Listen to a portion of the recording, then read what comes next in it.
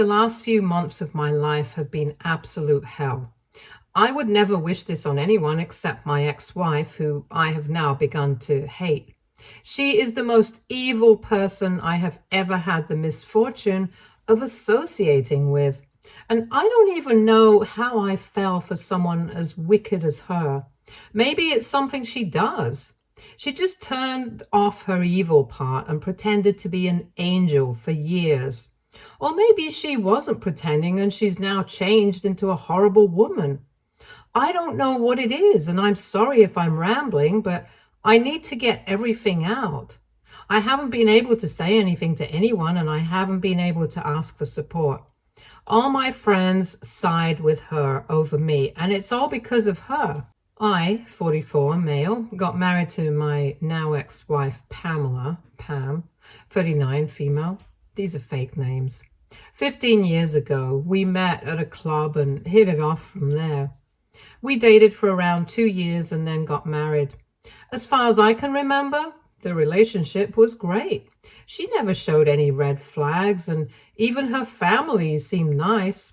I can't say I missed clues about her true nature because everything was normal, better than normal. She got pregnant right after we got married, and we had a son, Oliver, now 14, male.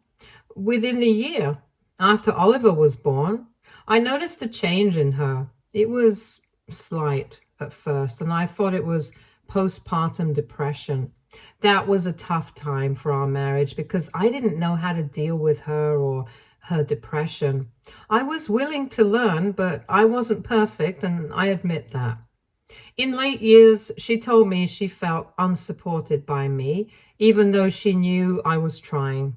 Somehow, for her, it wasn't enough. I respected that. We talked it out, and I thought we were fine. But deep down, I felt she resented me for it, even though she always said it was in my head and she was over it. After Oliver turned 1, she told me she wasn't open to having another baby. She stated it very matter-of-factly, which surprised me because we had always talked about having a large family. There was never any discussion, though I would have wanted it. By then, I could sense things were a little icy between us, and I didn't want to make it worse, so I let it go. After all, she was the one who had to go through the pain of pregnancy and delivery. It killed me, the reality of having just one child. But I reconciled myself to it. If that was to be my new life, then so be it. I would adjust. Despite the initial roadblocks after marriage, we were a happy family. At least that's what I'd like to think. Pam had left her job after we got married because she wanted to be a stay-at-home mom. But once Oliver turned 5, she said she wanted to go back to work. I was a little hesitant because we didn't have any family around, and daycare would be expensive. But we talked finances and realized we could afford it. She said more than the practicality of it. She wanted to work because she had completely lost her sense of identity and was in a dark place mentally. That was enough for me to drop any argument, and she started working again. Opposite to what I believed, her work made her livelier. She was more involved with Oliver, she was happier, and things were better than ever. I had always thought the burden of work would make her spiral, but it was the complete opposite. And I was very happy for her. I never knew this wretched workplace would end up being the cause of my ruin. When COVID hit, a lot of employees from her firm were laid off. It's a small local company, and it was initially mostly full of older people. But during COVID, things got bad, and the company was acquired by a bigger firm that let go of most of the old staff. Pam, thankfully, made the cut, but her work turned remote. Initially, she couldn't adapt to the new culture at her workplace. It was very different from before, and she was always complaining. I even told her if she didn't like it, she could quit. But she was adamant about not wanting to sit at home. There was a hiring slump and she didn't want to be unemployed. Gradually, she got used to the new work culture and things were like before. Her office went hybrid 2 years ago in late 2022, and within 6 months, they were all supposed to work from the office. At least that's what she told me, and I believed her. When she started going back to the office, things changed. She would stay late for work, she'd be very tired when she got home, and whenever I asked what was going on, she would only say the workload was a lot, which was believable. And that's why she was always exhausted. Any free time she had, she preferred to spend with Oliver. It was as if we had gone from being husband and wife to roommates.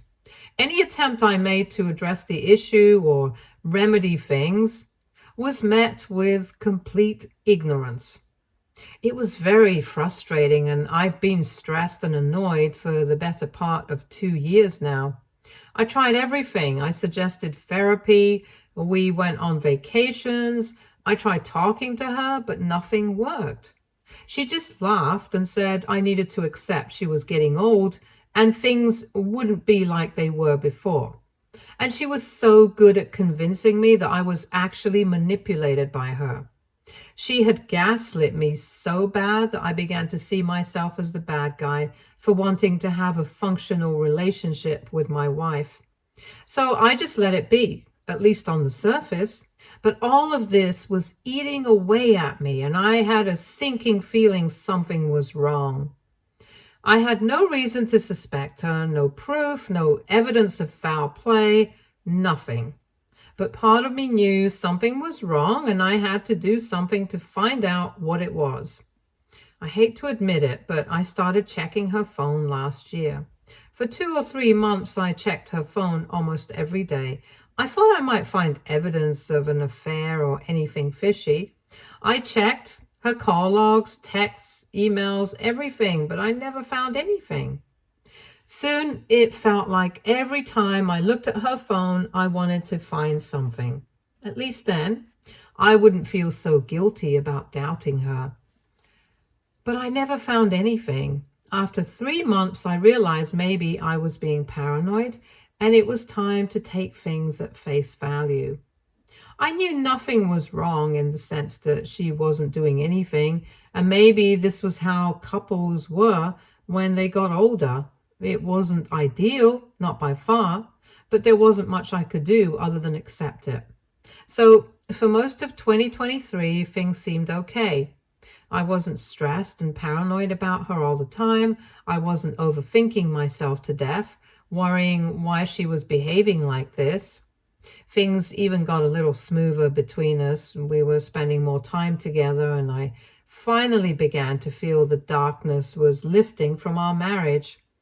Little did I know it was about to collapse. In February this year, I wanted to surprise Pam at work. I knew where she worked, and I decided to go over and bring her favorite flowers. I even confirmed with her that she'd be at the office, and she said she would. Well, to my shock, when I went there, the woman at reception told me Pam wasn't at the office. I asked when she would be back, and she looked puzzled, asking what I wanted from her. I told her I was her husband and had come to surprise her, and I requested she not tell Pam I was there. She looked at me in shock, and then her expression changed. That's when I knew in my gut something was wrong, and this little adventure of mine wasn't going to end well. The receptionist told me Pam didn't work in the office Monday to Wednesday. She only came on Thursdays and Fridays. I told her Pam had been working in the office 5 days a week since COVID restrictions were lifted, but the receptionist, let's call her Amanda, told me the office had a hybrid policy, and none of the employees were there 5 days a week. I was in shock. I didn't know what to do or where to go. I asked Amanda not to tell Pam I was there, and she assured me she wouldn't say a word. She also gave me a piece of paper with a car number on it and said I needed to watch out for it. I knew then what she was implying. but I didn't want to accept it. I couldn't bring myself to accept what was staring at me, because that would mean the end of my marriage and the end of my life as I knew it. I thanked Amanda and decided to trail Pam for the next few days to see where she went. It took less than a week to find out she was having an affair. I saw her with a man driving to the same house multiple times, and I knew what was up. By that time, I was so done in my mind that I just wanted the nightmare to end. I didn't even bother confirming who the guy was. When Pam came back from work one day, I told her I knew everything and no longer wanted to be with her. I told her I wanted a divorce and she needed to leave the house with all her stuff within the week. She was completely blindsided. She started laughing, trying to tell me I was crazy and that none of this was true, but I wasn't having it. I told her I knew everything and I was too deep into this to be manipulated now. The only thing left was divorce. She lost it. I could see it in her eyes. She went bonkers, yelling and throwing things. She kept saying I couldn't do this to her, that she wasn't wrong, and she wouldn't let me leave her. She was screaming at the top of her lungs, and I wanted to scream too, but I didn't have the energy anymore. I couldn't do it. I let her yell.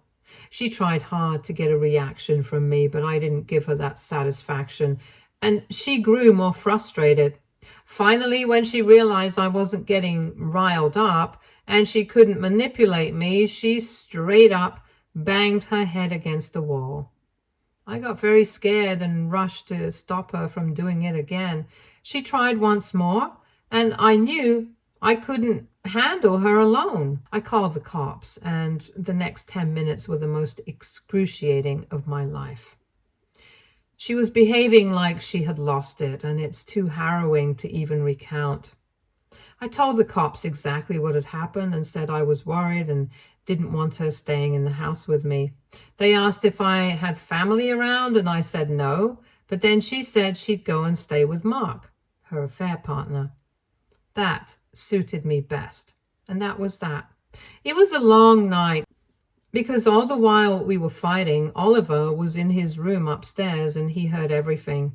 Even though he's smart and mature for his age, he's just a child and shouldn't be seeing all of this. I had a long talk with him and a lot of tears were shed. I tried to be as fair to Pam as I could. I genuinely thought the worst was over. I filed for divorce within the next few days, and Pam was cooperating, to my surprise. I still don't know how that made me feel. On one hand, I was glad she wasn't making it difficult for me, but on the other, I felt bad she didn't even put up a fight for us. She accepted the divorce so easily. It was as if she always wanted it. I had no choice but to accept reality. Little did I know, Pam was spending every waking minute spouting lies about me and turning my friends against me. She created a narrative that I was the problem in the marriage, that I repeatedly assaulted and abused her and tried to control her, which was why the marriage was breaking down. She even said the bruise she got from banging her head on the wall was because I had held her by the neck and shoved her face into the wall. She spread these lies about me and used them in court. My reputation, my friends, my social circle, everyone sided with her. It was very easy to believe a man was abusive. I couldn't believe she would stoop to this level and turn every single friend of mine against me. I don't know why, but she was out for blood, and I knew she wouldn't rest until she had ruined me completely. In the custody agreement, because she claimed I was violent and a threat to her and Oliver, she wanted full custody of Oliver, and I had to pay child support. Oliver resisted, saying he wanted alternate weekends, but for some reason, the judge ruled in her favor. She was granted full custody, and I had visitation on weekends. I also had to pay a hefty amount in child support, which I didn't mind. I was just devastated she was going to take Oliver away from me. He was the only one I had. My marriage was over and my friends were gone thanks to her. Oliver was the only thing I had left, and she was hell-bent on taking him too. I tried pleading my case, but everyone had made up their minds. They decided I was the problem and she was the victim, and the ruling went accordingly.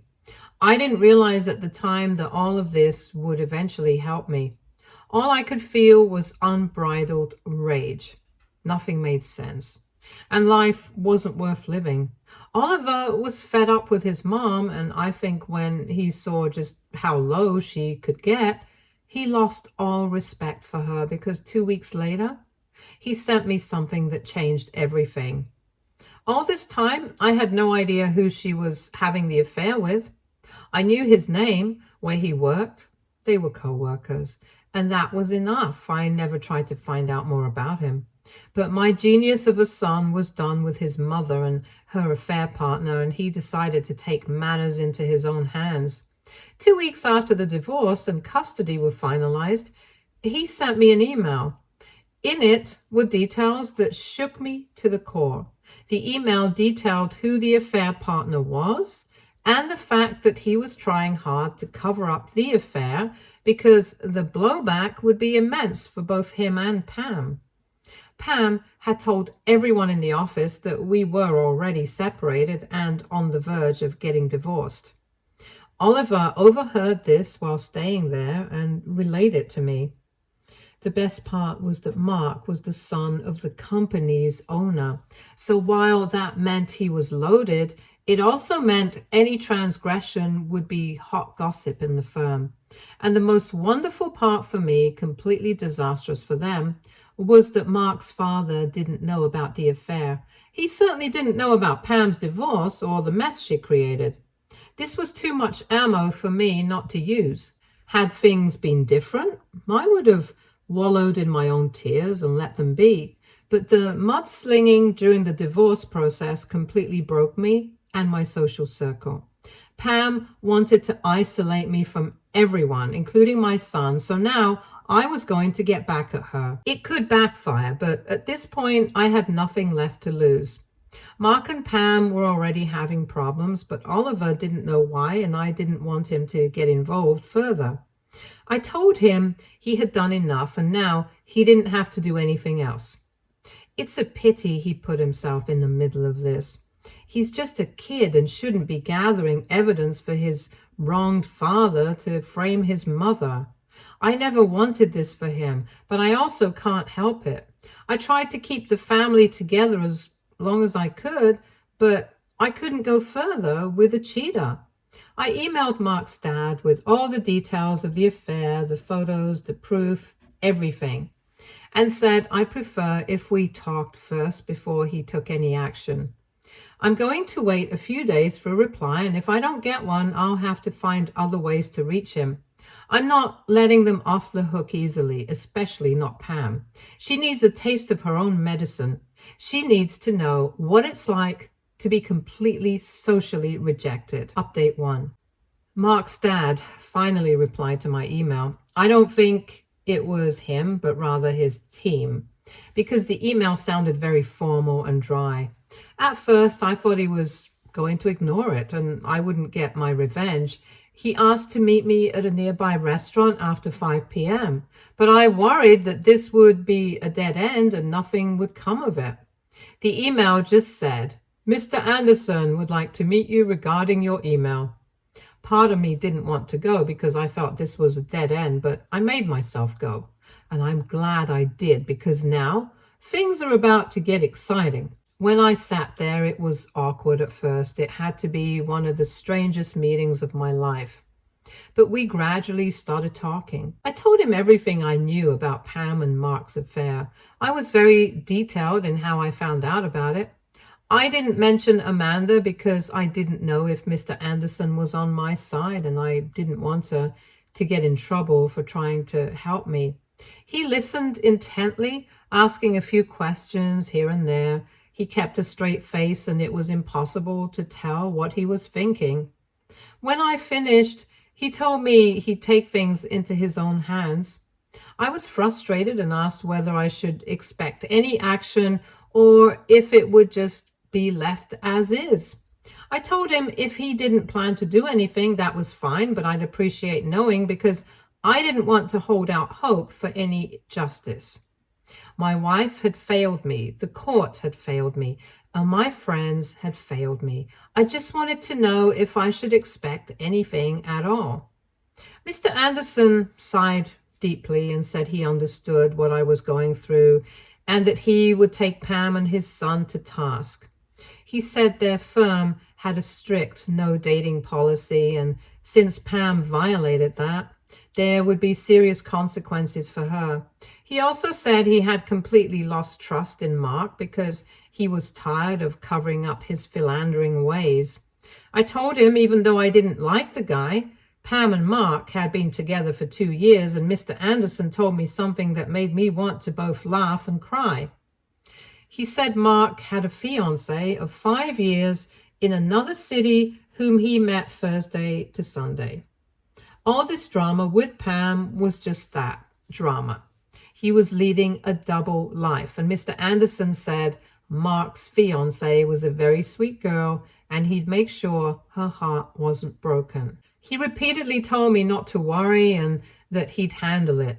He assured me that while my wife, the courts, and my friends had failed me, he would not.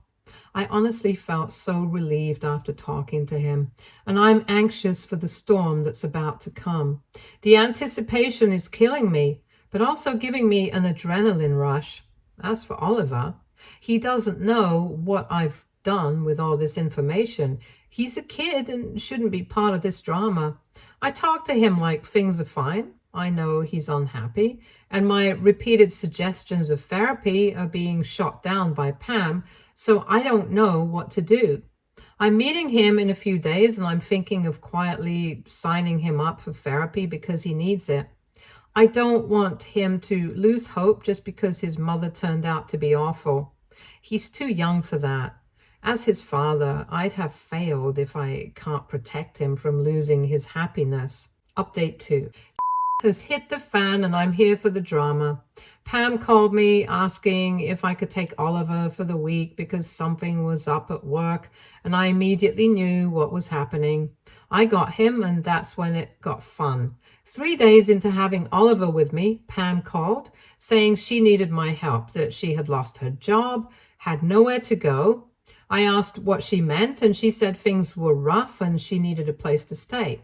She asked if she could stay with me. I laughed and told her she should have thought about it before wrongfully accusing me of assault and abuse. She then said she had done it on Mark's insistence and was very sorry. Little did Pam know I was recording the conversation because I needed the confession on tape. Once I got what I wanted, I sent the audio to some of our friends, and then the apologies started flooding in.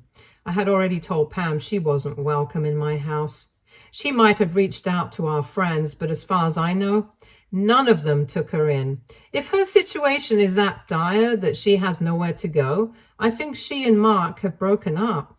I don't know why, whether it's because of his fiancée or if Mr. Anderson did something.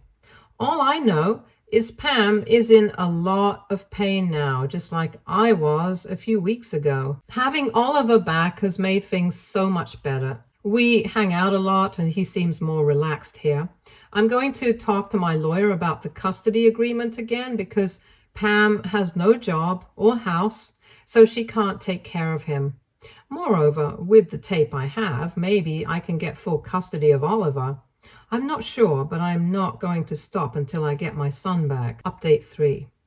I can't divulge much because the proceedings are still ongoing. Oliver has requested the court to allow him to stay with me, and the judge is somehow more receptive to what Oliver wants this time. My lawyer spoke to Pam's lawyer and said we have her confession on tape, and if she tries anything, we'll take it to court. Pam has been very cooperative, too cooperative if you ask me, and is trying to get back with me, but that ship has sailed. She's staying with a friend right now, and that's all I know about her situation. Serves her right, though. She needs to suffer and realize what she did can happen to her, too. She thought she was on top of the world with her divorce, her job, and her little boyfriend. Too bad it only took a few weeks for that to crumble. She can spend the rest of her days thinking about how badly she messed up and regretting every decision she's made. I'm done with her. Stay tuned for more stories from our girl relationships.